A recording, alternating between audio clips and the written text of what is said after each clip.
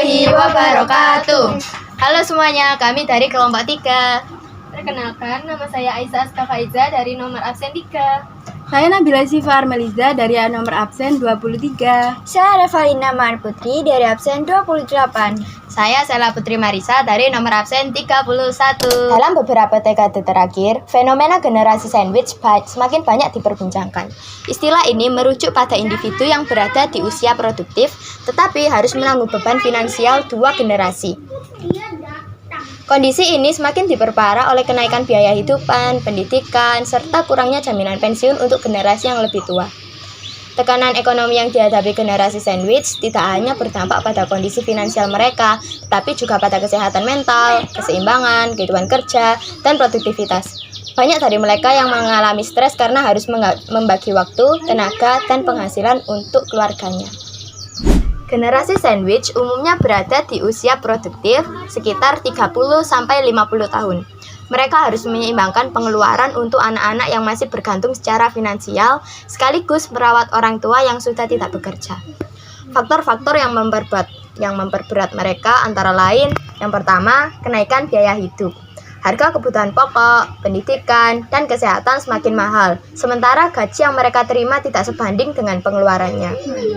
Yang kedua, kurangnya jaminan pensiun bagi orang tua. Banyak orang tua tidak memiliki dana pensiun sehingga mereka bergantung pada anak-anak mereka. Yang ketiga, tuntutan pendidikan anak.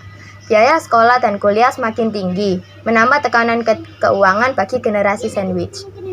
Dari tiga faktor tersebut mengakibatkan banyak dari mereka mengalami stres, kelelahan, bahkan kesulitan dalam mencapai keseimbangan hidup antara pekerjaan dan keluarganya.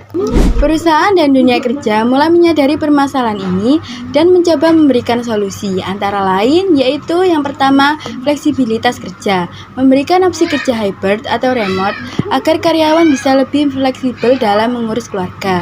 Menyediakan jam kerja yang lebih fleksibel agar karyawan bisa membagi waktu antara pekerjaan dan tanggung jawab keluarga. Yang kedua yaitu dukungan finansial. Beberapa perusahaan memberikan tunjangan tambahan bagi karyawan dengan tanggungan keluarga. Pelatihan manajemen keuangan agar karyawan bisa lebih bijak dalam mengelola pengeluaran. Yang ketiga yaitu dukungan kesehatan dan mental. Menyediakan asuransi kesehatan yang juga mencakup keluarga karyawan. Program konseling atau support group untuk membantu mengatasi stres akibat tekanan ekonomi. Yang keempat yaitu kesempatan pengembangan karir, pelatihan keterampilan agar karyawan bisa meningkatkan daya saing dan mendapatkan peluang karir yang lebih baik. Kebijakan promosi yang transparan agar mereka bisa memperoleh kenaikan gaji sesuai dengan kinerja mereka. Kalian tahu nggak sih, selain mengandalkan kebijakan perusahaan, generasi sandwich juga bisa mengambil langkah-langkah berikut ini. Yang pertama, perencanaan keuangan jangka panjang dengan menyusun anggaran, menabung, dan berinvestasi sejak dini. Yang kedua, meningkatkan keterampilan dengan cara mengikuti pelatihan atau kursus agar memiliki peluang kerja yang lebih baik. Kemudian, yang ketiga, komunikasi dengan keluarga.